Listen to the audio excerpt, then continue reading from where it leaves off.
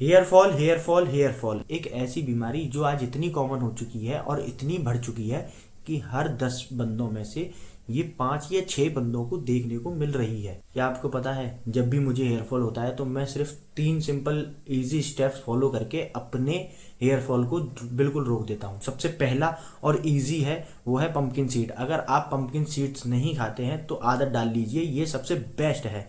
अब सबसे पहले आपको एक मुट्ठी यानी कि ज़्यादा से ज़्यादा 30 या 40 ग्राम पंपकिन सीड्स को आपको रात में एक कटोरी में भिगो के रख देने और सुबह खाली पेट उनको खा लेना है। और ये सबसे बेस्ट तरीका है अपने बालों को टूटने से बचाने के लिए, क्योंकि पंपकिन सीड में नेचुरल डीएचटी ब्लॉकर होता है। और दूसरा स्टेप्स जो है वो है प्रॉपर डाइट। अगर जब तक आप प्रोटीन से भरपूर खाना नहीं खाएंगे तो आप कभी भी अपने बालों को टूटने से नहीं बचा पाएंगे। और उसके साथ में है सबसे अच्छा शैम्पू। अगर सबसे अच्छा मैं कह रहा हूँ तो इसका मतलब ये नहीं कि वो सबसे महंगा होगा। अच्छे शैम्पू सस्ते भी आते हैं।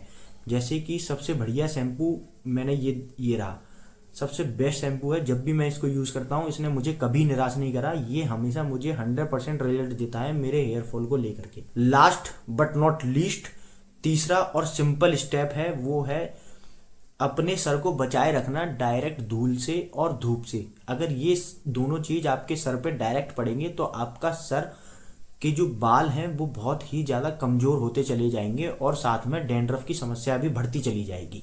अगर आप अपने बालों को टूटने से बचाना चाहते हैं तो जब भी आप घर से निकलें धूप में या धूल में, तो अपने सर पे कैप या एक सिंपल नॉर्मल रूमाल बांध करके ही घर से बाहर निकलें और उसको अपनी डेस्टिनेशन पे पहुंचने के बाद उतार दें। अगर आप डेस्टिनेशन पे पहुंचने के बाद उस कैप को और रूमाल को नहीं उतार रहे हैं तो ये भी आपके लिए हार्मफुल हो सकता है।